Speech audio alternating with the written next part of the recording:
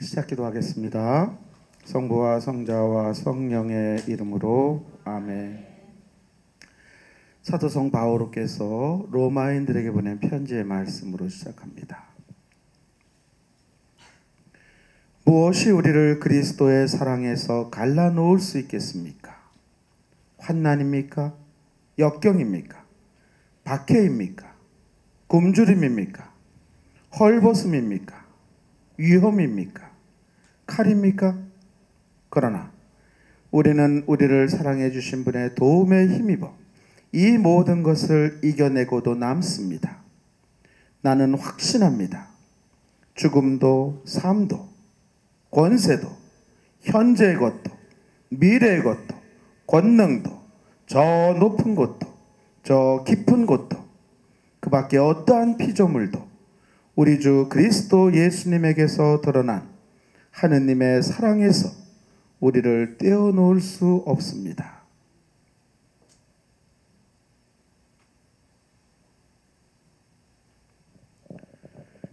성부와 성자와 성령의 이름으로 아멘. 참 예수님, 아마 코로나 사태 이후로 지난 2월서부터 오늘까지 아마 제가 저는 지금 오늘 아침에 일찍 강릉에서 이제 열차를 타고 왔어요. 와서 명동에서 점심 먹고 이제 밑에서 커피 한 잔 마시고 이제 올라왔는데 오면서도 이제 좀 많이 기도를 했어요. 제가 열차 안에서 묵주기도 하면서 오시는 여러분들을 위해서 또 열차 안에서도 이제 성모일도도 아침 성모일도도 이제 이어서 같이 바치면서 여러분들에서 기도했는데 제가 올 1년 동안 이 사순절 계속 이어지는 사순절 2월절 사순 특강 다 취소. 그다음에 모든 강의가 다 취소됐어요. 저는 제가 있는 이 강릉 주문진 저희 집 사목센터에서는 5월서부터 이제 강의가 시작됐어요. 저희 집은. 그래서 이제 매주 지금도 강의를 하고 있습니다. 여름방학 8월달에 좀 한 달 좀 쉬고, 그리고 이제 좀 또 계속 강의를 하고 있는데 오늘도 이제 다른 신부님이 오셔서 이제 저희 집에 동해안 신자들을 위해서 성경 강의를 낮반 밤반 성경 강의가 저희 집에 있어요. 근데 저희 집에서는 계속 강의가 있었는데 외부 강의는 다 취소가 됐어요. 근데 외부 강의 코로나 사태 이후로 처음 강의가 제가 하는 게 오늘 이 강의예요. 그래서 우리 가정선교회 카타리나 우리 자매님이 담당하시는 자매님이 저를 좀 오늘 좀 꼭 좀 와달라고 부탁을 하셨는데 다행히 오늘 제가 좀 시간이 있었기도 했지만 정말 너무 반가웠어요. 제가 전 강의를 못하면 죽는 사람인데 그래서 주문집에서만 계속 하고 있었는데 강릉에서만 하고 있었는데 여기 이제 외부에 나온 건 지금 처음이에요. 막 낮에 점심을 먹는데도 막 물 만난 물고기 같아 제가. 그리고 인원은 정말 여기가 2층인가 이렇게 보다는 훨씬 난 것 같아요. 여기가 7층이 그죠? 왜냐하면 기둥이 없어요 여기가. 2층은 기둥이 있어서 숨어 있는 사람 주무시는 분들은 찾아낼 수가 없는데 여기는 이제 막 주무시는 분들은 다 보여. 그래서 너무 좋습니다. 그리고 제가 춘천교구 사제인 것을 여러분들은 감사해야 돼요. 왜냐하면 예전에 제가 시골 본당에 주임 신부를 있을 때 억지로 3명을 예비 신자를 모집했어요. 3명. 사무장도 없는 본당이고 수녀님도 없는 본당인데 3명을 모집했는데 3명 중에 이제 한 달 될 때 한 분이 그만뒀어요. 근데 며칠 있다가 한 2, 3주 있으니까 또 한 명이 그만뒀어.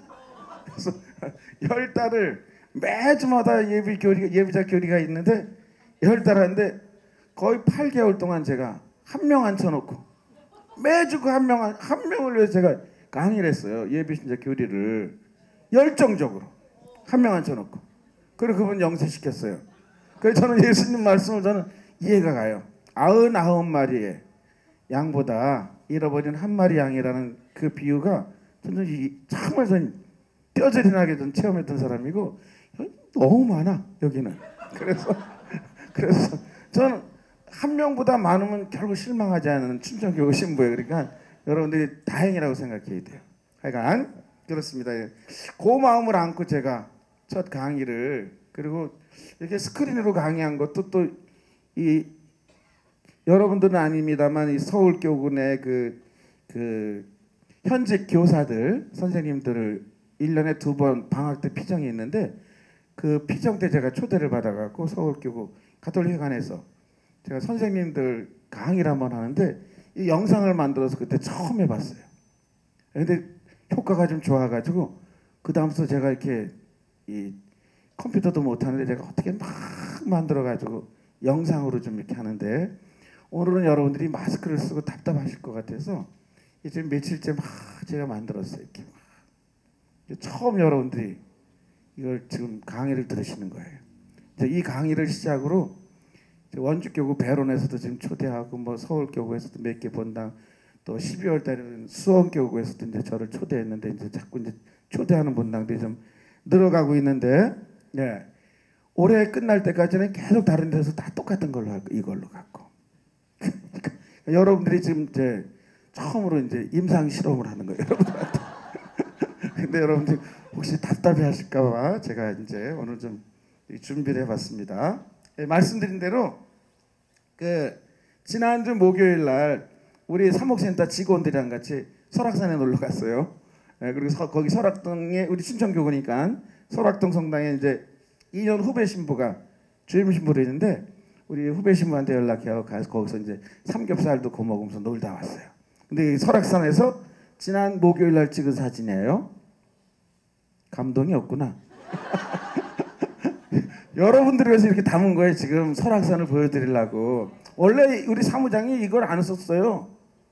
아주 찌질한 그 그림자는 뭐 그냥 일반 있는 그림들 있잖아요, 그죠? 사진이 아니라. 근데 제가 당장 바꾸라 그랬어요. 답답해, 마스크 쓰고 답답해하는 여러분들을 위해서 설악산을. 이불은 꺼도 되는데. 제대 불만 끝이 없네. 그쵸? 제대 불은 끄면 설악산이 더 잘 보일 텐데. 죄송해요. 예.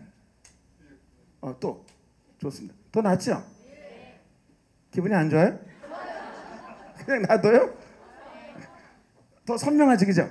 네. 제가 저 뒤에 앉아서 보니까 좀 저 뒤에 계신 분은 조금 좀 밑에가 좀 배강아 치리하고 신부 밑에가 좀 가리는데 올릴 수가 없대요, 그림을. 예.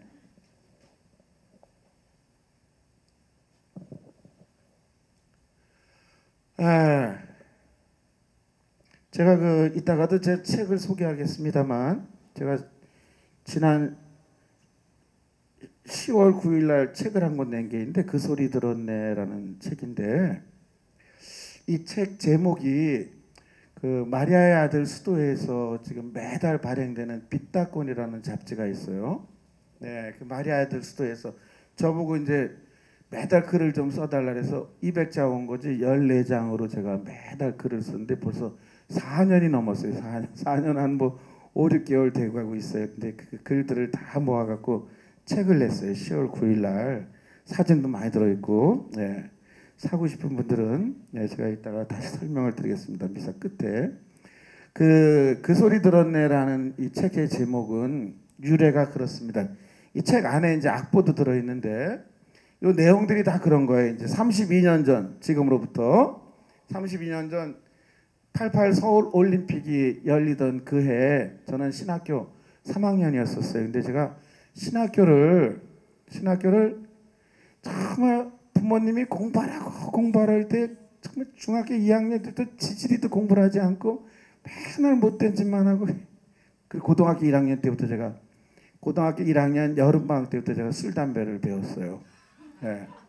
뭐든 빨리 조기 교육이 좋다 그래갖고 술 담배를 제가 고등학교 1학년 여름방학 때부터 술 담배를 배웠는데, 그리고 친구들하고 맨날 술 먹고 막 말썽 피우고 그래서 공부는 학교는 거의 가지 않았어요.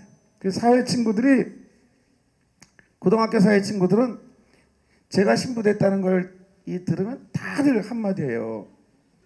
배강아 그놈의 새끼가 신부가 됐대. 아이고 그러니까 어떻게 신부가 되지? 막 이런단 말이에요. 예. 그래서 그 친구들이 또 뭐라 하냐면 너가 고등학교 때 학교 다닌 숫자보다 너네 아버지가 다닌 숫자가 더 많을 거래.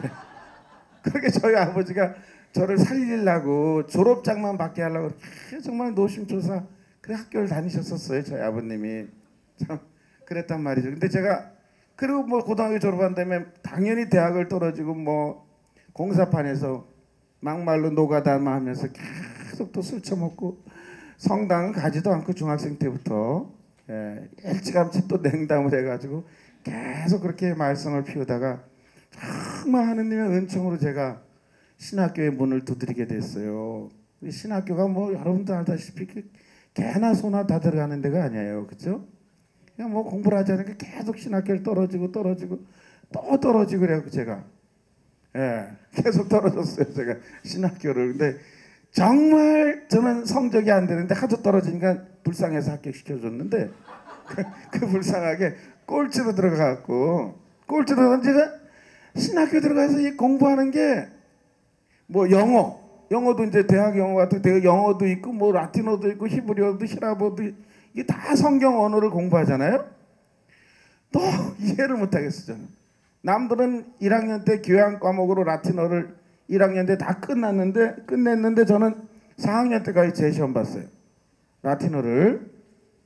야, 근데 그 뭐 라틴어, 히브리어, 히라보는 외국어니까 뭐 영어도 그렇다 치더라도 한글로 되어 있는 철학서적이라든지 신학서적들도 너무 어려운 거예요. 저는 이해를 못하겠더라고. 이해가 안 돼. 이해가 너무 어려워요. 방학 때마다 제가 재시험을 보는 거예요. 여름방학 때 재시험 서너 과목, 겨울방학 때 또 재시험. 그게 이제 두 번째 통과가 되지 않으면 이제 신학교를 나가야 돼요. 근데 제가 4번이나 떨어져서 5번째 겨우겨우 들어가는데 이제 뭐 군대도 갔다 오고 나이도 많은데 그때 만약에 퇴학당해봐요. 벌어먹을 힘도 없고 그냥 뭘 하겠어요. 그저 신학교 나와가지고 그 인생도 불쌍하고 막 정말 살얼음판을 걷던 정말 절망이 제 눈앞에 이렇게 어른거리 그런 때였었어요. 계속 재시험을 보고 4학년 때까지 제가 재시험 안 본 방학이 없어요. 1학년 여름방학 겨울방학 2학년 그러니까 도합 8번의 재시험을 봤는데 그게 한 과목이 아니라 여러 과목들을 계속 보는데 방학이 다 망치는 거예요. 근데 3학년 여름방학이 시작될 때 2학기 때 신학교에서 처음으로 제1회 신학생 창작 생활 성가 경연대회를 2학기 때 이제 연다는 거예요. 신학생들이 자기 스스로가 작사 작곡한 노래들을 가지고 이제 경연대회를 하는데 인천교구에 있는 우리 동창이 노래도 잘하고 그러면 또 공부도 잘하는 데다가 또 운동도 잘하는 데다가 얼굴도 잘생긴 데다가 키도 커니까 기분이 다 좋은데 그러니까 이 친구가 저더러 자기가 좀 작곡을 해갖고 그 경연대회에 나가고 싶다는 거예요.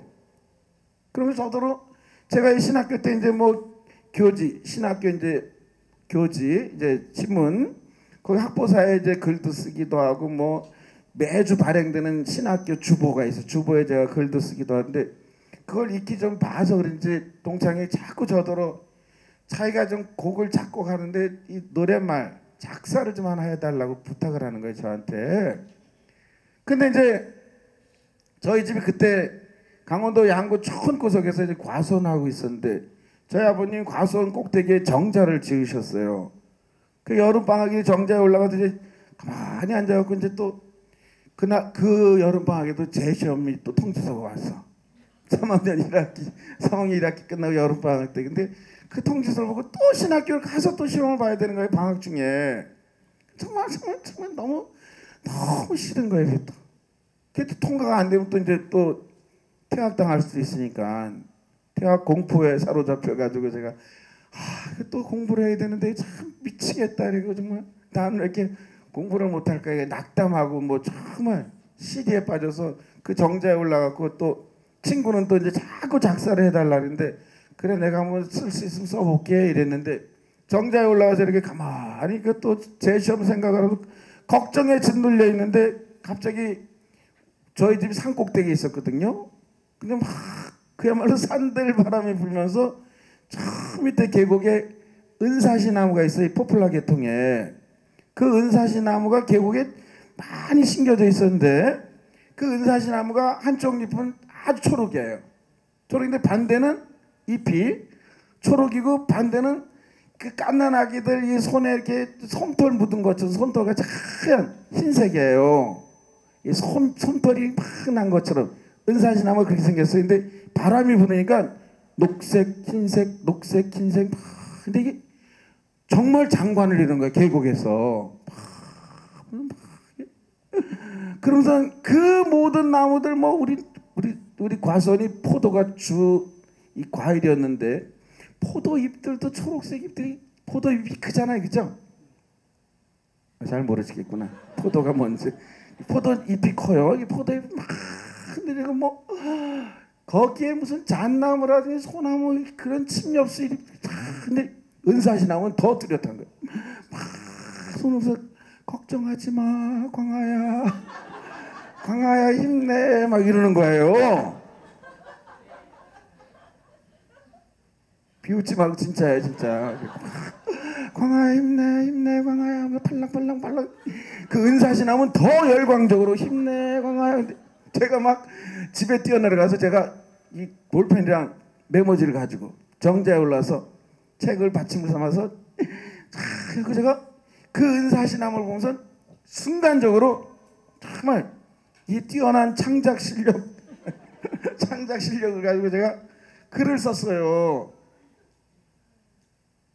예, 그게 이제 그 소리 들었는데 이게 여러분들 작사자의 허락도 안 받고 대한민국 그것도 가톨릭 교회에서 저한테 허락도 안 받고 군인 성가집에 이 노래가 실렸어. 오늘 보니까. 근데 또 몇 년 지나다 보니까 우리 한국 가톨릭 천주교 중앙협회에서 만든 청소년 성가집에 이 노래가 들어갔네. 그러더니 이번에 또 일어나 비추어라 해서 군인 성가랑 청소년 성가랑 합친 성가를 또 발행했어요. 우리 천주교 주교에서. 거기에 또 노래가 들어갔어. 저자의 허락도 안 받고. 그래서 뭐 영광이지 저는.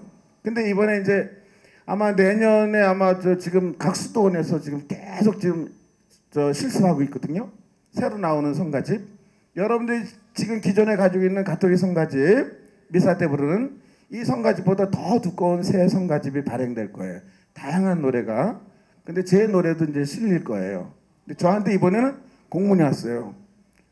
실어도 되겠습니까? 그리고 싫으면 만약 노래가 들어가게 되면 저작료를 받으시겠습니까? 그래서 작곡한 동창하고 인원해서 받겠다. 받겠다 해서 제가 받으라리더라고요. 그래서 받겠다 그랬는데 이게 아마 이제 여러분들이 보게 되면 이 노래를 들어보면 어디든지 들어보면 그 소리 들었네 하면 치면 여러분들 온갖 사람들이 부르는 노래가 나올 거예요. 아마 동영상이 유튜브로. 근데 가사는 제가 쓴 거예요. 그 소리 들었네. 암흑의 어둠 속 어딘지 모를 회상하기 어려운 깊은 그곳에 실빛 같은 빗줄기를 뚫고 내려오는 소리 들었네. 시리도록 빛나는 겨울 눈과 한낮의 눈부심 속에 천사의 울림으로 메아리 치는 창조의 놀람 소리 들었네. 바람에 뒤집히며 속삭이는 나뭇잎의 투명한 이야기엔 씻겨진 세상의 아름다움 울렁임의 기쁜 소리 들었네. 여기까지 1절이에요. 그리고 이제 후렴이 또 나와요. 2절. 고통의 세상 삶, 시련의 깊은 주름 속 흘러간 세월 끝에서 걷기조차 힘이 든 두 발 내어딛는 소리 들었네. 한숨 소리 비웃듯 늘어가는 고독의 혼잣밤 속에 모순의 두 손으로 바라다보는 세상은 기쁨 소리 그쳤네. 안식의 약속 소리 멀어지고 어린아이 거머쥔 작은 손엔 슬퍼진 세상의 어두움이 가득하여 닫힌 소리 들었네. 난 노래하리라. 눈 뜨면 보이는 자연의 영광을 난 이겨내리라. 세상 모든 고통과 시련의 어두움을 난 감사하리라. 내게 들리는 이 모든 소리를. 여기까지가 지금 이제 1절, 2절의 이제 후렴이에요. 근데 이 노래를 이렇게 들어보면 뭐 대한민국의 우리 가톨릭 중창단 뭐 어디 성가대들 부르는 게 많이 나오는데 제가 다 들어도 이 노래를 제일 먼저 정말 멋지게 이렇게 작곡해갖고 신학생들이 부른, 지금으로부터 약 30년이 훨씬 지난 그때 우리 신학생들이, 그 중에는 이제 아직도 사제가 돼서 정말 열심히 살고 있는 작곡한 인천교구 동장 신부도 열심히 살고 있는 동장 신부도 있고, 또 후배 신학생들도 그 중창단에 들어와서 같이 부른 후배들도 있고, 그런데 때로는 뭐 신학생들 나간 친구도 있고 후배도 있고 또 사제가 되어서 또 옷을 벗은 신부도 또 뭐 하나둘 있곤 그래요. 하여간 그런데 그 정말 순수했던 신학생 시절에 불렀던 그 신학생들로만 구성된 이 중창단이, 가등 중창단이 부르는 노래만큼 제 노랫말을 잘 소화해 갖고 부르는 노래는 없는 것 같아요, 제가 볼 때. 그래서 신학생들이 부르는 노래를 제가 찾아가지고 담아서 가져왔습니다. 제가 방금 들려드렸던 이 내용, 노랫말을 한번 묵상하시면서 희망을 가지고, 저는 사제가 됐잖아요, 그죠? 지금 신부된 지 28년이에요, 올해가. 이제 곧 30년 됩니다. 근데 어쨌든 잘 견디고 있잖아요, 그죠? 어려웠던 시절, 희망을 가지고 이겨냈던 시절을 같이 좀 생각해 보고 싶어서 노래를 가져왔는데, 자, 이렇게 뭐 동영상이 있고 뭐 화면이 있으면 좋은데 그 당시에는 그런 걸 만들지 않았기 때문에 인물들도 안 나오고 그냥 그림만 하나 이렇게 실어놨어요. 노래만 들으시면 되겠습니다.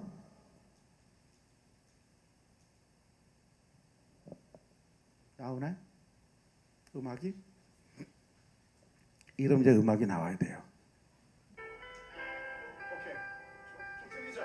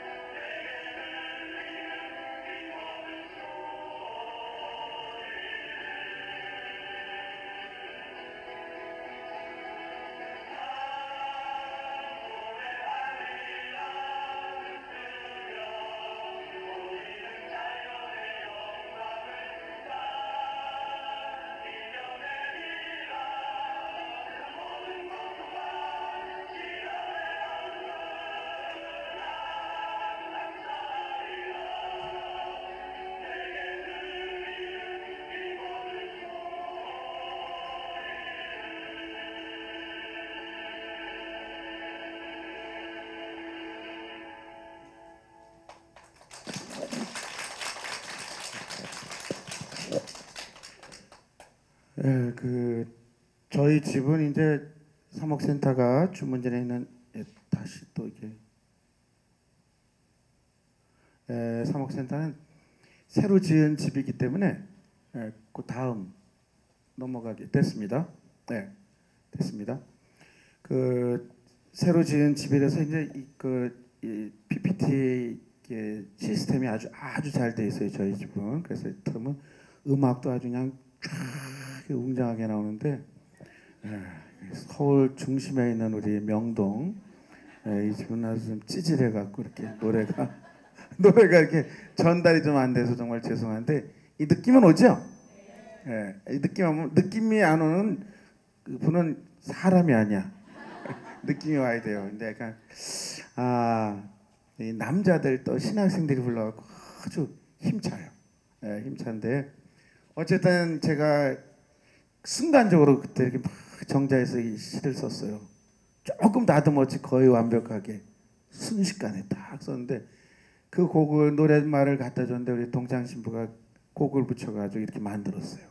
그래서 그해 2학기 때 88년 2학기 때 제1회 신학생 창작 생활성가 경연대회에서 1등은 못하고 대상은 못 받고 2등 금상을 받았어요. 이 노래가 금상을 받았는데 1등 노래보다 2등 노래인 제 노래가 더 많이 유명세를 탔어요. 그래서 이제 자연보호 헌장 성가로 이렇게 많이 불려지게 됐어요. 특별히 수녀님들이 많이 부르시는데 그 노래를 만들고 나서 벌써 강산이 3번이나 바뀌었습니다. 그리고 저는 어쨌든 살얼음판 같고 많이 또 절망 가운데 희망을 노래하면서 이겨내리라 했던 노랫말처럼 어찌어찌 또 하느님의 은총으로 사제가 되었고 아직까지 여러분 앞에서 이렇게 마이크를 들고 사제로 강연을 하고 또 미사를 봉헌하는 은총을 입게 되었습니다. 작년에 11월 12일이죠. 그쵸? 이제 곧 1주기가 되는데 차동엽 노르베르토 신부님 선정 이제 1주기를 우리가 지내게 됩니다. 그래서 제가 잠깐 우리 한국 천주교회 정말 큰 대중적인 스타였지만 정말 영성적으로도 많은 선물을 우리에게 주고 떠나신 분이시잖아요. 그렇죠? 그래서 그 1주기를 다가오는 거 우리가 좀 같이 생각하면서 신부님을 위해서 잠깐 이렇게 화살기도 한번 바쳤으면 좋겠어요.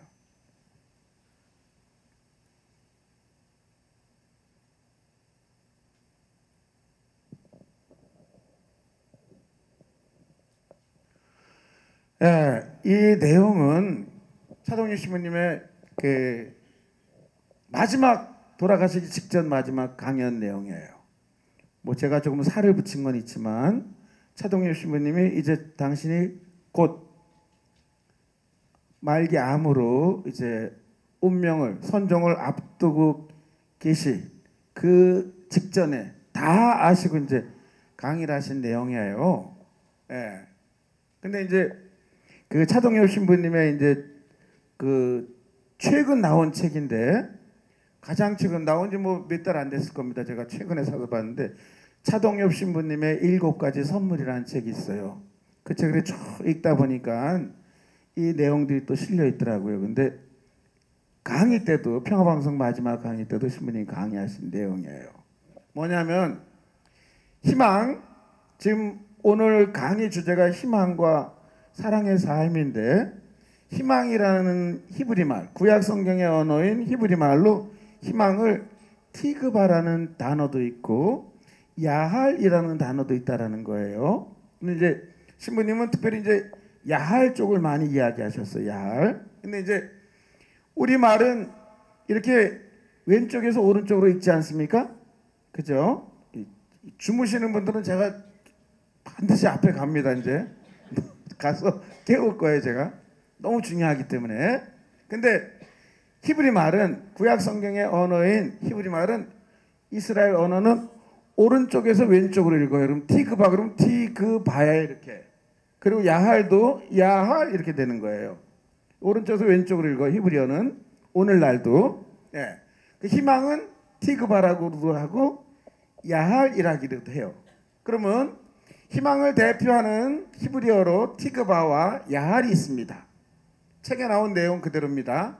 티그바는 희망을 뜻하는 제일 기초적인 단어로 원래 밧줄을 뜻했습니다.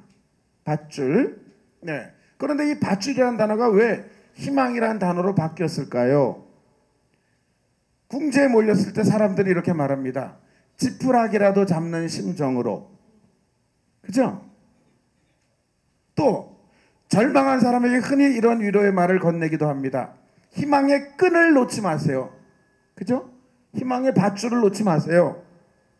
희망은 이렇듯 붙잡고 늘어지는 것입니다. 그게 히브리어 티그바라는 거예요. 그런 반면 야할은 아까 야할은 희망하다라는 히브리어 동사인데 내용적으로는 우기다. 아니야! 그게 아니야! 우기는 거 우기다. 혹은 몸부림치는 희망을 가리킵니다. 예를 들면 구약성경 애가. 여러분들 아가는 많이 들어봤잖아요. 아가서. 그죠? 그건 아가들이 읽는 성경이 아니라 그 사랑의 노래. 그죠? 아가서. 그죠? 네. 근데 애가서는 특별히 이스라엘이 기원전 587년 이스라엘이 바빌론 대제국에게 망해요. 멸망하게 됩니다. 그때 멸망했을 때 처참하게 망한 이스라엘의 그 폐허를 슬프게 노래한 성경이 이 애가서예요. 애가 끓는다 이거야. 그쵸? 그 애가서에 보게 되면 이런 말씀이 나와요. 애가서 3장 19절부터 21절에 내 고통과 내 불안을 생각하면 쓴 흰쑥과 쑥이 쓰잖아요. 그죠? 쓴 흰쑥과 독초와 같은데도 내 영혼은 생각을 거듭하며 안에서 녹아내리네. 애가 끓는다 이거에 너무 슬퍼서 애가 한 장에 끓는구나. 그죠? 하지만 이것을 내 마음에 새겨 나는 그래도 이 모든 고통을 내 마음에 응축시키면서 그러면서도 불구하고 나는 희망을 노래하네. 희망하네. 그때 이 애가서가 구약성경이기 때문에 여기서 애가서에서 나는 그런 와중에서도 그 절망, 쓰디쓴 절망 가운데서 나는 희망하네. 그때 이 희망이 야할로 나와 있어요. 야할. 예. 그러니까 그 모든 절망 가운데 난 끝까지 그 끈을 놓지 않고 정말 몸부림치는 희망으로 희망을 노래하네. 희망을 간직하네. 희망을 저버릴 수가 없네. 이런 뜻이라는 거예요. 이 이스라엘 지도인데 좀 노란색으로 표시된 게 이스라엘이에요. 갈릴레아 호수고 여기는 사해. 네. 제가 살고 있는 강원도보다 조금 커요. 이스라엘 땅덩어리가. 여기서 지금 뭐 이건 예수님 시대 때 이스라엘 지도이지만 지금 뭐 이 가령 예를 들면 베들레헴 그 다음에 예리고 뭐 이쪽에 이렇게 해서 지금은 또 이 이스라엘이 조그만 땅덩어리에 또 팔레스타인 자치구로 또 나눠졌고 이스라엘 사람은 거기 살지도 않아. 베들레헴에 제가 1월 달에 갔다 왔어요. 제 동생 수녀랑 같이 이스라엘 5번째 갔다 왔을 때인데 베들레헴도 5번 갔다 왔죠. 예, 예리코 예수님께서 세관장 자케오를 만났던 그 장소. 그죠? 예리코의 소경 만났던 장소. 또 예수님 비유했을 착한 사마리아 사람 비유에서 나오는 그 예리코로 내려가다가 어떤 사람이 강도를 만났다. 그 예리코도 이번에 갔다 왔어요. 다 거기 돌무화과 나무도 아직까지 뭐 그때 시대 예수님 시대 때는 아니지만 지금도 있습니다. 동네 한가운데. 근데 다 팔레스타인 자치구예요. 여기 뛰고 저기 뛰고 그러면 실제로 강원도보다 더 작을 거야. 이스라엘이라는 땅덩어리가요. 이 조그마한 땅덩어리 여기를 지금 지키고자 이스라엘 사람들이 수천 년 동안 지금 주변 아랍 세력들하고 싸우고 있는 거예요. 오늘날도 강원도보다도 더 작은 땅, 이 땅이 하느님께서 정말 점지해 주신 선택받은 민족이 지켜야 할 땅이기 때문에 이 땅을 아직도 살고 있어요. 이 땅, 이 정말 척박한 땅. 젖과 꿀이 흐르는 곳은 여기만 조금 젖과 꿀이 흐를까 나머지는 다 그냥 광야에 광야. 대한민국하고 비교해보면 살만한 땅이 아니에요. 근데 그 척박한 땅, 끊임없이 전쟁이 끊이지 않는 땅 속에서 그 땅을 지키기 위해서 이스라엘 사람들, 유다인들이 지금도 살고 있다 이거예요. 강원도보다도 작은 땅을 끊임없이 전쟁의 정말 소용돌이 속에서, 이게 이스라엘이에요. 근데 이제 뭐 이스라엘이 지금 보면 주변 나라들 뭐 이 전체가 다 이게 이제 아프리카인데, 아프리카 이집트, 뭐 요르단, 이라크, 쿠웨이트, 바이트, 사우디아라비아, 카타르, 오만, 예멘, 아랍에미리트, 시리아, 레바논, 터키, 이거 다 이란, 아프가니스탄, 다. 요 이스라엘 강원도만한 땅덩어리 요거만이고 나머지 주변은 다 이슬람이야, 이슬람. 지금 전 세계를, 특별히 유럽을 경악시키고 있는 프랑스라든지 엊그저께 오스트리아, 이슬람, 정말 이 과격, 그죠? 이슬람 과격 신도들이 지금 살인을 일으키고 말이야, 그죠? 참수를 하고, 이거 지금 프랑스도 난리가 아니잖아요, 유럽이, 그죠? 예. 근데 이스라엘은 정말 주변 모든 나라들이 이슬람 국가들이 이슬람 국가들, 그 가운데서 지금 나라를 지탱하고 있는 거예요, 그죠? 강원도보다도 작은 땅덩어리를. 그 힘이 어디서 나왔을까? 이스라엘은 그들 5,000년 역사에서 나라를 제대로 가지고 있었던 것은 몇백 년밖에 안 돼요. 우리나라 일제 36년을 살았어, 그죠? 그런데도 일본 하면 절대 일본이라고 그러지 않잖아요, 여러분들, 그죠? 일본 놈은 스키들, 일본 놈들, 일본 스키들 예, 지금 쌍스러운 욕도 나오잖아, 그죠? 36년인데, 그죠? 이스라엘은 4,000년이 넘어 식민지로 살았던 역사가, 아마 전 세계 어떤 민족도 이 정도로 4,000년 넘는 세월을 강대국 식민지로 살았으면 이름조차 사라졌을 거예요. 그 조그만 땅덩어리가 아직까지 이스라엘이 버티고 있는, 그렇죠? 이게 이스라엘 국기인데, 국기를 좀 더 확대해 볼게요. 이스라엘 국기, 이게 그 이스라엘 국기인데, 이 위에 청색 줄이 쭉 쳐져 있어요. 아래도, 그죠? 이 가운데 삼각형 두 개를 포개해 놓은 이 별을 다윗별이라 그래요. 이스라엘은 그들 역사에서 가장 위대했던 임금이 다윗 임금이에요. 다윗 임금보다 더 위대한 임금이 있을 수가 없어.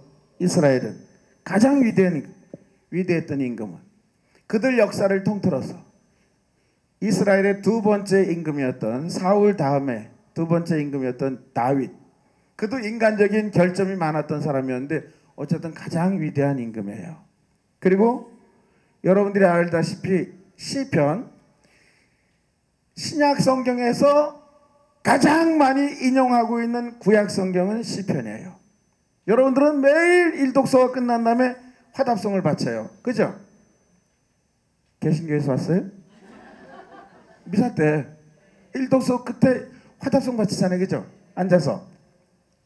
그 화답송이 거의 99% 시편으로 이루어져 있어요. 시편으로.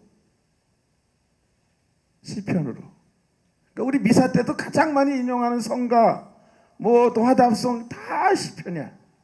시편은 예수 그리스도의 기도라고 그래요, 성경학자들이. 예수님도 시편을 가지고 기도하셨을 거라. 그때는 신약 성경이 없었으니까, 예수님 시대 때는, 그죠? 없었어요. 예수님 시대 때 신약 성경이. 신약 시대였지만 신약 성경은 예수님 돌아가시고 승천하시고 난 뒤에 한참 뒤에 쓰여진 거예요. 아시겠죠, 그죠? 다 아시겠지만, 그러면 신약 성경에서도 제일 많이 인용되는 성경은, 구약 성경은 시편이에요. 말 시편. 두 번째는 어떤 성경일까요? 신약 성경에서 제일 많이 인용되는 구약 성경, 시편이 제일 많아. 두 번째는 중요하지 않아요. 네. 두 번째로 많이 인용되는 성경은 이사야연서예요. 이사야연서. 네, 그렇습니다. 근데 이제 어쨌든 이 다윗 임금이 가장 위대한 임금이에요. 이스라엘 역사를 통틀어서 가장 위대한 임금이고, 이 삼각형 두 개를 포개해 놓은 이 별이 다윗별이라고, 여러분들은 유대인들 학살 2차 세계대전, 특별히 아우슈비츠의 수용소를 배경으로 만든 그 유대인 학살에 대한 영화를 볼 때마다 그 당시 유대인들 왼쪽 가슴에 이 유다인들을 상징하는 이 다윗별을 다 달고 다니는 이런 영화들을 보셨을 거예요. 대표적인 영화가 미국의 스티븐 스필버그가 감독했던 영화 쉰들러 리스트라고 하는 영화에 보면 유다인들은 다 이 왼쪽 가슴에 이 별을 달고 다녔어요. 너는 유태인 놈이구나, 이런 표시가 나도록 그랬습니다. 그러면 위에 파란색 줄은 기원전 1240년경 이스라엘 백성들이 모세의 인도로 이집트 노예로부터 해방돼요. 정말 그야말로 홍해가 갈라지는 그 역사적인 정말 기적을 체험하면서 이스라엘 백성들이 이집트 노예로부터 해방돼요. 그죠? 그 이집트 노예로부터 해방된 자유를 상징하는 거예요. 해방을. 위에 푸른색 줄은, 아래 푸른색 줄은 두 번째 다윗 임금이 돌아가시고 나서 세 번째 이스라엘의 임금이 그 유명한 지혜의 임금이라고 하는 솔로몬 임금이에요. 솔로몬. 근데 솔로몬 임금이 말년에 정략 결혼을 하면서 주변 모든 이 공주들이랑 결혼해요. 결혼하는데 거기까지는 하느님께서 다 용서해 주시고 이 아이 뭐 정말 다 참아주셨는데, 그들이 가지고 온 그들 신을 솔로몬도 섬기게 돼요. 예. 고무신 나라에서 가져온 고무신을 섬기고, 집신 나라에서 가져온 집신을 섬기고, 남학신을 섬기고 막 이렇게 된단 말이에요. 솔로몬이. 그래서 솔로몬 왕 말기에 이스라엘이 남과 북으로 갈리잖아요. 그렇죠? 그리고 북쪽은 북이스라엘, 수도가 사마리아야. 남쪽은 남유다, 수도가 예루살렘. 똑같이. 근데 북이스라엘이 기원전 721년에 아시리아라는 대제국에게 망해요. 북이스라엘이 먼저 망하고, 그 다음에 587년 기원전 남유다마저도 바빌론, 지금의 이라크 세계 4대 문명의 발상지가 중국 황하강, 인도 겐지스, 그 다음에 바빌론. 이 유프라테스 티그리스 강이 흐르는 두 강 사이라 그래가지고 메소포타미아 문명이 발원한 그 지금의 이라크, 옛날 바빌론 대제국에게 남유다마저도 기원전 580년에 망하게 돼요. 그리고 이스라엘에 차마 여러분들처럼 눈이 초롱초롱하고 조그명한 사람들, 찌질이들은 다 예루살렘에 그냥 내버려 두고, 여러분들 참 총명한 사람들은 바빌론 대제국에서 바빌론으로 이스라엘 다 노예를 끌고 가요. 끝까지 저항했던 임금은 두 눈을 뽑아가지고 소경이 된 상태로 끌고 가요. 그래서 제2의 이집트 유배라고 할 수 있는 유배 생활을 하게 돼요. 이스라엘이. 그런 뒤에 538년 1차로 이제 이 아시리아를 바빌론이 물리치고, 바빌론을 그리스가 아니구나, 참. 페르시아. 이 바빌론을 페르시아가 이기게 돼요. 그리고 페르시아를 그리스를 로마가 또 이기게 되잖아요. 그죠? 그 로마 식민지 때 예수 그리스도께서 탄생하시는 거고, 그죠? 처음 들어봐요? 처음 듣는 얘기예요? 근데 어디 눈을 이렇게 껌뻑껌뻑 뜨면서 그런 일이 있었나? 예수님이 로마 시대 때 태어나셨나? 그런 것 같아요. 아시죠, 다, 그죠?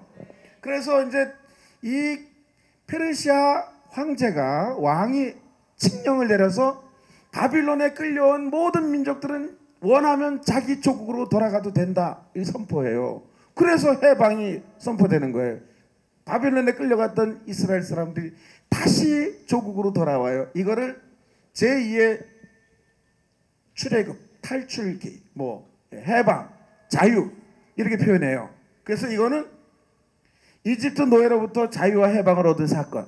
밑에 푸른색은 바빌론 노예로부터 자유와 해방을 얻은 사건, 이걸 상징한단 말이에요. 그리고 가운데 다윗별은 이제 이게 2차 세계대전이 끝나고 나서 이스라엘이 비로소 영국으로부터 독립한단 말이에요. 그때 만들어진 국기야. 오늘날도 이스라엘의 국기고요. 근데 이렇게 만들게 된 이유가 제일 그들의 역사에서 가장 위대했던 해방, 자유, 이집트, 바빌론, 이걸 상징하면서 다시는 다윗의 영화를 이루고 다시는 이스라엘이 이제 외세 나라를 빼앗기지 않겠다는 이런 정말 일념이 담긴 국기란 말이에요. 아시겠죠? 중요하지 않아요. 그러면 이제 이 그림이 지금 뒤에서 잘 보이시는지 모르겠지만 제가 이 그림 하나 좀 뽑아왔는데 이게 희망이라는 제목의 작품이에요. 19세기 영국에서 활동한 미술가인 조지 프레데릭 와츠라고 하는 이 화가가 그린 그림인데, 이 그림을 보면 이제 한 여인이 지구 위에 이제 앉아 있어요. 이렇게 모든 게 절망 상태. 근데 그 절망 가운데도 앞을 보지를 못해. 두 눈을 볼 수 없는 상태인 여인이 이게 리라라고 하는 악기래요. 리라라고 하는. 여기 현이 쭉 있는데 줄이 다 끊어져서 줄 하나만 지금 잘 안 보이는데 줄 하나만 있어. 줄 하나. 한 줄. 그 한 줄을 가지고 정말 연주를 하는 거예요. 악기를. 리라라는 악기를 연주하는. 이 그림이 희망이라는 이름의 제목의 그림이에요. 프레드릭 와츠가 그린.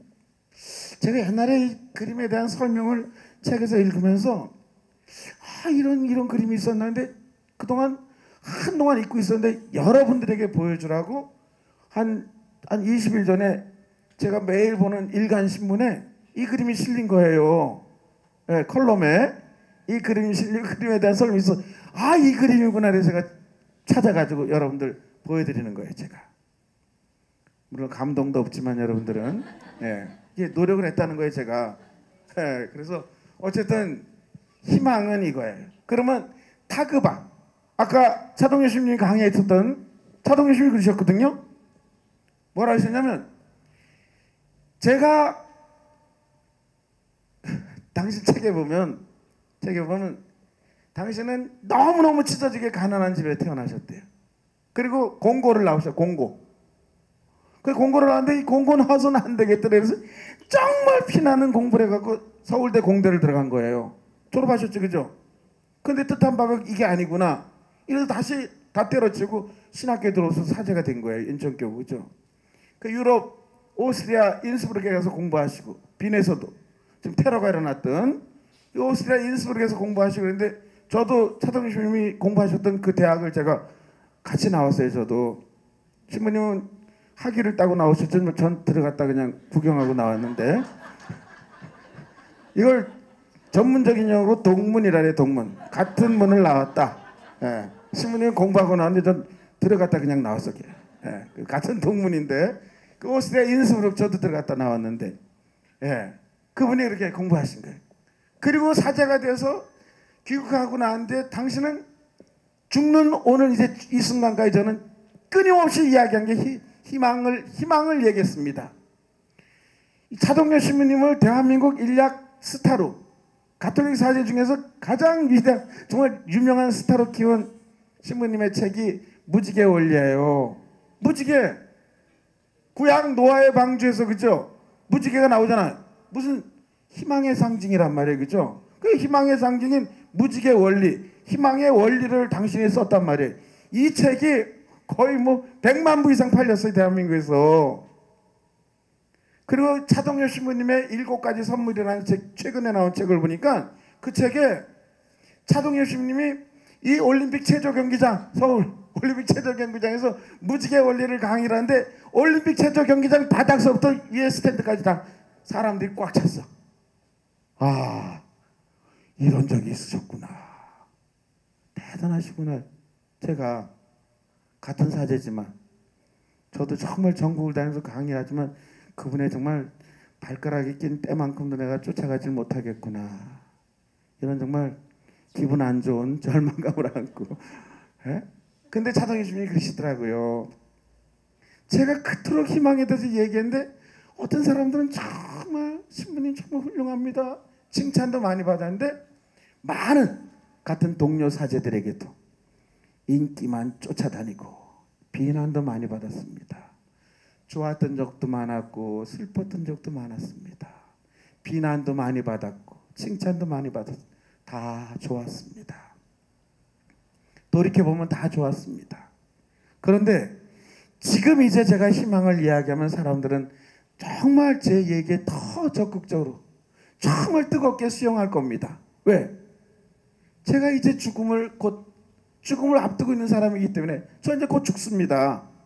그런데 죽음을 앞둔 사람이 제가 이제까지 대한민국이라는 땅에서 전 세계를 다니면서 강의를 하면서 희망을 노래하고 희망을 얘기했는데 근데 정말 이제 제가 죽음을 앞두고 여기서 누렸던 이 많은 기쁨 이거는 정말 비교할 수 없는 저 하느님 나라로 갈 수 있다는 이 희망을 제가 지금 이야기하고 있습니다. 그런데 죽음을 앞둔 제가 이야기할 때 정말 사람들은 더 그래도 많이 적극적으로 받아들이지 않겠습니까? 그래서 저는 기쁩니다. 죽음이 이렇게 이야기하시더라고요. 제가 그걸 듣고 보면 정말 눈물이 나더라고. 이게 어쩌면 야알이야. 티급하고 끝까지 희망의 끈을 놓지 않는 것. 다 끊어졌다 하더라도 한 줄까지라도 붙잡고 연주를 하겠다는 것. 그렇죠? 여러분들 지난 11월 2일 위령성월 첫째 미사에서 진복 8단의 말씀, 복음 말씀 들으셨잖아요. 그죠?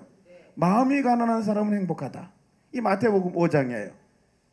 5장 4절. 그러면 루카복음에서는 마음이 빠져 있어요. 그죠? 가난한 사람은 행복하다. 왜 가난한 사람이 행복하겠어요? 그죠? 저 인생 밑바닥까지 떨어져 본 사람, 절망의 나락에 떨어져 본 사람들은 자기들이 마지막으로 붙잡을 수 있는 끈, 티그바가 희망이 하느님밖에 없다라는 사실을 알아요. 그래서 행복한 거예요. 근데 이것저것 누릴 수 있는 모든 게 있는 사람들은 그 끈 말고 하느님 끈 말고도 여러 끈들이 있어. 골프 끈도 있고 뭐 온천 끈도 있고 뭐 여행 끈도 있고 막 낚시 끈도 있어. 낚시 가서 막 낚시 끈도 있고. 그죠? 하느님 말고 즐길 수 있는 게 너무 많아. 하느님 말고도 찾을 수 있는 게 세상 즐거움들이. 그죠? 아파트 사는 즐거움도 있고 땅 투기하는 즐거움도 있고. 그죠? 에? 지금은 좀 코로나 때문에 문 닫고 있지만 정선 카지노 끈도 있고. 그죠? 하느님 말고도. 그래서 불행한 거예요. 가난한 사람들은 정말 물질적이든 정신적으로든 정말 피폐하고 가난한 사람들은 마지막에 자기들이 붙들 수 있는 끈이 하느님밖에 없다는 사실을 알아요. 그래서 행복한 거예요. 어쩌면 이 그림의 주인공인 여인이 마지막으로 붙잡고 있는 끈이 티그바 하느님일 거예요. 그래서 행복하다라고 예수님께서 당신에게만 희망을 걸고 있는 사람들이 행복하다라고.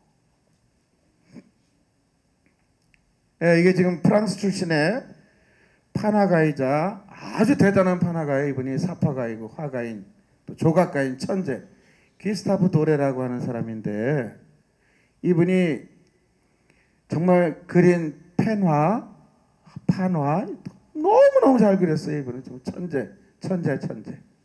근데 이 기스타프 도레가 그린 이스라엘 민족들이 모세의 영도로 이집트를 탈출해서 홍해 바다를 건너는 그림이에요.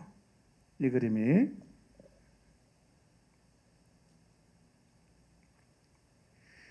여러분들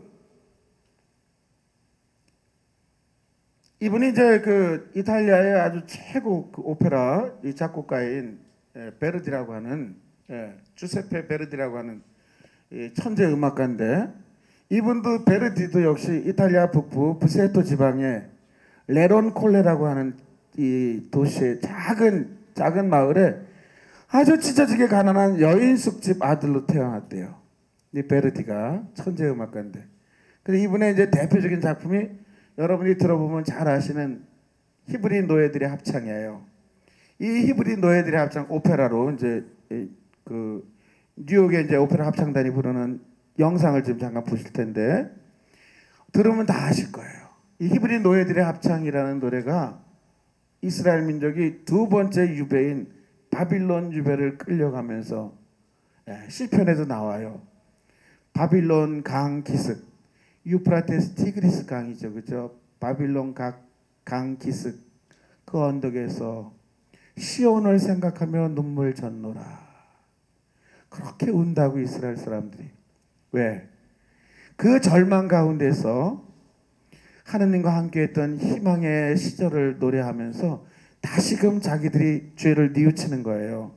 그러면서 또다시 그 죄를 뉘우치면서 자기의 조국으로 돌아갈 그런 희망을 노래하는 것이 이 베르디의 대표적인 히브리 노예들의 합창이라는 작품인데, 우리도 한번 이스라엘 민족이 절망 가운데서도 희망을 노래했던 것, 모든 것이 끝장났다라고 생각했을 때 다시금 희망을 붙들었던 티그바, 야할, 차동엽 시민을 다시 한번 기억하시면서 이 오페라 곡을 한번 들어보시겠습니다. 또 할까요? 좀 이렇게 동영상이 음악이 좀 히브리 노예들의 합창.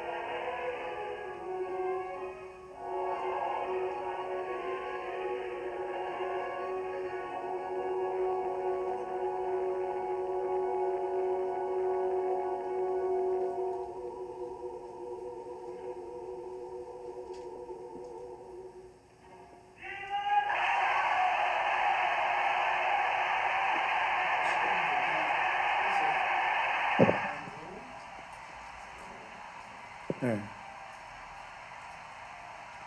여러분들 박수 한번 쳐봐요 진짜.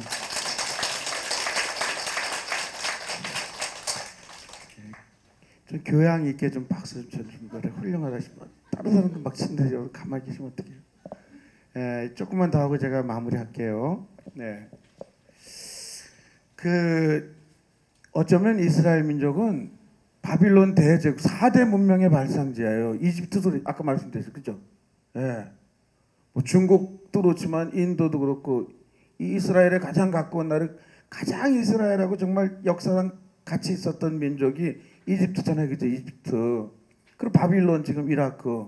이집트도 바빌론도 세계 4대 문명의 발상지예요. 그 강대국에 노예살이를 한다고. 그 이제 두 번째니까 이제 모든 게 절망적이라고 생각했을 때도 절망 속에서도 희망을 노래한 거예요.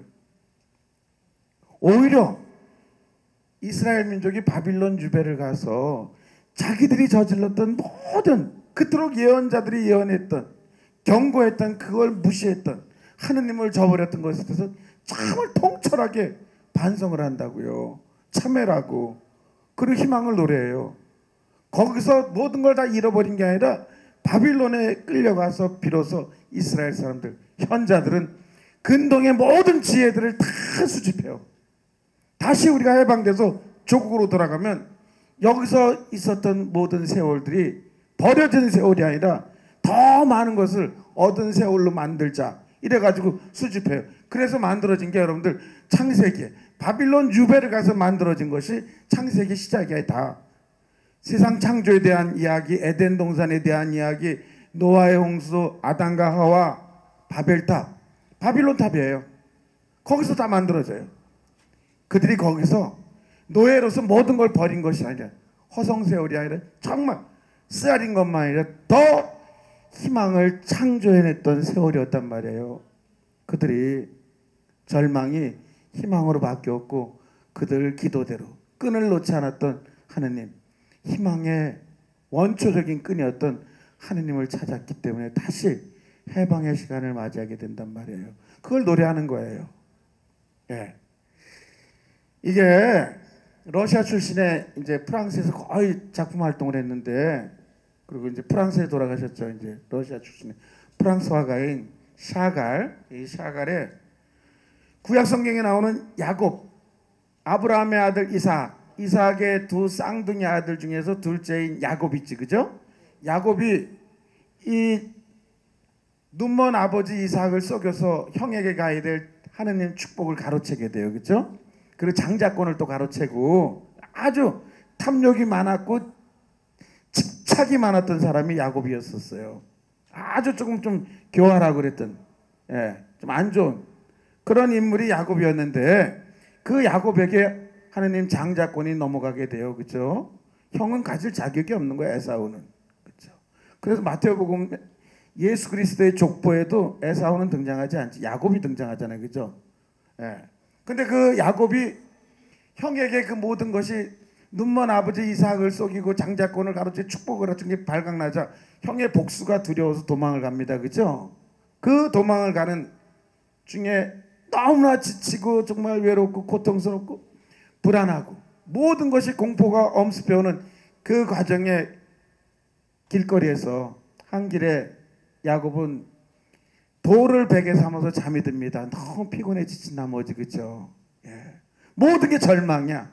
그 상태에서 잠이 드는데 야곱의 꿈속에 하늘 닿는 사다리가 연결되면서 천사가 오르락 내리락 하는 놀라운 광경을 꿈속에서 야곱이 보게 됩니다, 그죠? 그래서 야곱을 붉은색으로 표시했어요. 붉은색 샤갈이 막 천국의 꽃들, 그리고 이제 천사들이 사다리를 타고 오르락 내리락. 이건 이제 지금 그 마음이 정갈하고 착한 사람들 눈에나 보여요, 사다리가. 그렇지 않은 사람들이 이게 안 보여. 지금 안 보이는 사람들은 자기 양심이라든지 신심 이런 걸 다 다시 점검해 볼 필요가 있어요. 보여요, 사다리? 예, 보이는 사람, 안 보이는 사람들은 집에 가셔도 돼. 예.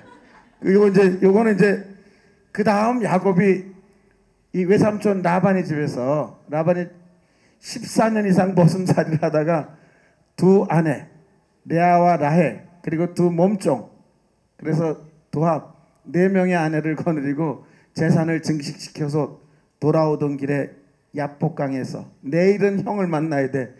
내일 형을 만나야 되는데 너무 두려워. 형이 군대를 끌고 왔어. 자기를 또 죽일지 몰라. 그래서 막 두려우면서 있는데 그날 천사와 씨름하는 장면이야. 이것도 샤갈의 그림이에요. 조금 이따 이제 이건 좀 설명을 하는데 이거는 이제 누가 그렸는지도 몰라요. 이제 아까 샤갈의 그림이 너무 좀 추상적이라서 제가 그림을 찾다가 보니까 이게 좀 그래도 나은 것 같아요. 그죠? 야곱이 돌을 베개 삼아 잠이 들어있고 꿈에 천사들이 오르락내리락 천국 닿는 계단을 타고 이런 그림, 이 꿈을 꾸게 돼요. 이건 아주 이거는 그 프랑스의 후기 인상 화가인 폴 고갱. 이 고갱이 그 IT 섬인가요? 섬에서 이제 그림을 많이 그리는데 문명 시대가 이 세계가 싫어가지고 근데 고갱이 그린 그림인데 지금 천사하고 야곱하고 씨름하는 거예요. 그 그림이. 근데 지켜보고 있는 사람들은 그 원주민들이 지켜보고 있어. 재밌죠, 그죠? 표현이. 어쨌든 천사와 씨름하는 요 두 그림을 꼭 기억해 주시기 바래요. 그 천사와 씨름하는 게 고갱의 그림이 조금 좀 이상해갖고 좀 이것도 좀 마땅한 그림을 찾다가 요게 좀 여러분들 기스타프 도레와 좀 그림이 비슷해갖고 천사와 씨름하는 거예요. 이때 야곱의 이름이 이제 바뀌게 되죠. 그 내용이에요. 창세기의 야곱은 눈먼 아버지 이삭을 속이고 형 에사우의 장자권을 가로챈 대가로 형의 복수를 피해 정처 없이 도망을 갑니다. 자신의 욕망이 빚어낸 도피길, 처량하고 두려운 여행길에서 그는 피곤에 지쳐 돌을 머리에 베고 잠이 듭니다. 그때 야곱은 꿈에 하느님의 천사들이 하늘 닿는 층계로 오르내리는 놀라운 광경을 목격합니다. 그리고 뒤이어 하느님 위로의 희망의 말씀을 듣게 됩니다. 이건 제가 쓴 책에서 나오는 글을 제가 그대로 쓴 거예요. 인용한 게 아니라. 그리고 하나님의 말씀 듣죠. 야곱이 꿈속에서 하늘 닿는 사다리로 천사들이 오르락내리락 놀라운 광경을 보면서 하느님께 들었던 정말 희망의 말씀이에요. 그 사기꾼 같은 교활한 욕망으로 점철되어 있었던 야곱에게도 하느님이 이런 말씀을 들려줘요. 그러니 우리같이 이렇게 착한 코로나도 뭐고 다 때려치고 여기 와서 강의를 듣는 착한 여러분들에게는 얼마나 더 좋은 말씀을, 희망의 말씀을 주시겠냐고. 그죠? 보라, 내가 너와 함께 있으면서 야곱, 내가 어디로 가든지 너를 지켜주고 너를 다시 이 땅으로 데려오겠다. 내가 너에게 약속한 것을 다 이루기까지 너를 떠나지 않겠다. 이 말씀을 듣게 돼요. 잠에서 깨어난 야곱이 두려움과 기쁨에 이렇게 외칩니다. 진정 주님께서 이곳에 계시는데도 어디를 가든 다 계시는 거야. 그 길거리에서 자빠져 자는데도 하느님께서 계셔. 거기도 그 자리에도. 그죠? 나는 그것을 모르고 있었구나. 이 얼마나 두려운 곳인가. 이곳은 다름 아닌 하느님의 집이다. 여기가 바로 하늘의 문이로구나. 그래서 그 돌멩이를 세우고 그곳 이름을 베텔이라고 불러요. 하늘의 문, 하느님의 집. 이런 뜻이에요. 우리가 걷는 모든 길에 하느님께서 그 고통의 길에 희망의 하느님께서 동행해 주시리라는 놀라운 광경이 창세기에서부터 등장하는 거예요. 정말 우리가 잘 알고 있는 정말 구약 성경에 신실한 사람의 대명사인 하느님만 알았던 욥과 같은 사람이 아니라 교활하고 욕심 많았던 사람의 대명사인 야곱에게 제일 먼저 이런 말씀이 들려진다 이거예요. 철저하게 무너진, 철저하게 정말 넘어진, 나락에 빠지고 죄악에 빠진 우리에게조차도 이렇게 말씀을 건네시는 희망의 하느님, 동행의 하느님이시란 말이에요. 그렇죠? 진정 이것이 희망이요 꿈입니다. 죄인인 우리를 사랑으로 돌보시는 하느님의 자비, 절망의 세상 끝에서 괴로워 홀로 걷는 우리네 슬픈 인생에 끝까지 동행하신다는 희망의 약속, 이것이 야곱을, 이스라엘을 다시 일어서게 만든 힘입니다. 그렇죠? 그리고 야곱의 이름이 바뀌게 돼요. 이제 훗날 그죠? 야복강에서 그죠? 천사와 밤새도록 씨름하게 됩니다. 바로 그날 밤 야곱의 이름이 바뀝니다. 성경 그대로 그가 천사가 떠나가면서 야곱에게 내 이름이 무엇이냐 하고 묻자 야곱입니다 하고 대답하였다. 그러자 그가 말하였다. 내가 하느님과 겨루고 사람들과 겨루어 이겼으니 너의 이름은 이제 더 이상 야곱이 아니라 이스라엘이라 불릴 것이다. 이 야곱의 바뀐 이름, 끝까지 하느님과 붙들어서 나에게 축복을, 희망을 주시지 않는 한 떠나보낼 수가 없습니다. 이게 이스라엘이에요. 이스라엘. 야할, 그죠? 그 끈을 놓지 않는 티그바, 그죠? 희망의 끈이란 말이에요. 희망의 하느님. 그래서 얻게 된 이름이 하느님께 끝까지 매달려서 얻어낸 이름이라 이거 이스라엘. 이게 훗날 오늘날 2차 세계대전의 그 참혹한 600만 명 이상이 정말 아우슈비츠 수용소에서 그죠?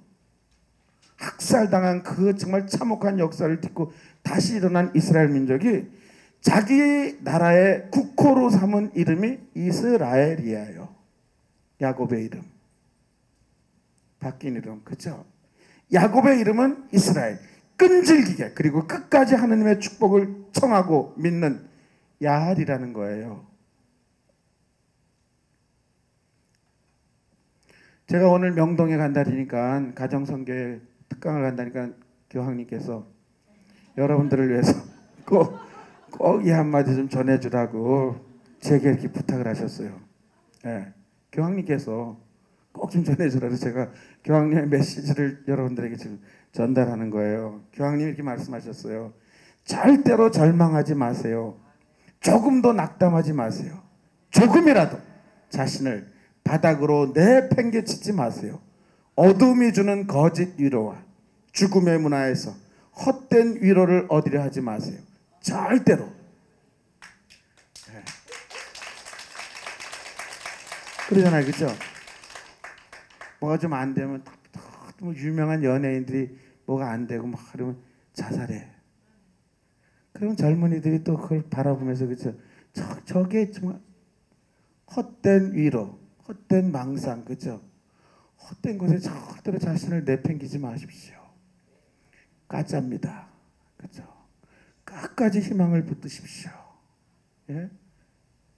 절대로 죽음의 문화에서 어둠이 주는 거짓 위로 여기서 희망을 얻지 말고 우리의 가장 희망의 끈이신 하느님께로 그 희망의 끈을 돌리라고, 그죠? 교황님 말씀이에요.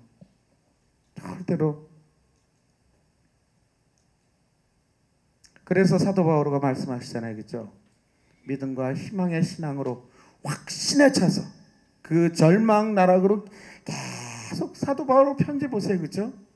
사도행전을 보거나 혹은 그 고린도 2서 사도 바오로가 썼던 고린도인들에게 보낸 두 번째 편지에 보면 사도 바오로가 당했던 고통에 대해서 본인이 편지에서 열거하고 있어요. 풍랑을 만난 위험, 짱돌에 맞아 죽을 뻔한 위험, 돌에 맞아 파손당한 위험, 뭐 거짓 교우들로부터 거짓 동족으로부터 받아야 되는 위험이라든지 다 정말 칼의 위험, 이걸 다 당신이 당해요. 3차 선교 여행 중에 하느님의 말씀을 전하면서 그 밤낮 결식에 배고픔에 정말 이 고통 이걸 쭉 열거해요. 예? 사도 바오로가. 그런데 로마서에 가게 되면 사도 바오로가 이렇게 정말 놀라운 신앙을 고백하거든요. 당신 편지 안에서 우리가 순교자 성원에서 가장 많이 듣는 성경 말씀이잖아요, 그렇죠? 내년이 김대건 신부님, 최양호 신부님 탄생 200주년을 우리 한국 천주교회가 맞이하게 되는데, 그렇죠? 그분들이 간직했던 말씀이에요. 무엇이 우리를 그리스도의 사랑에서 갈라놓을 수 있겠습니까? 환난입니까? 역경입니까? 박해입니까? 곰주림입니까? 헐벗음입니까? 위험입니까? 칼입니까? 그러나 우리는 우리를 사랑해 주신 분의 도움에 힘입어 이 모든 것을 이겨내고도 남습니다. 나는 확신합니다.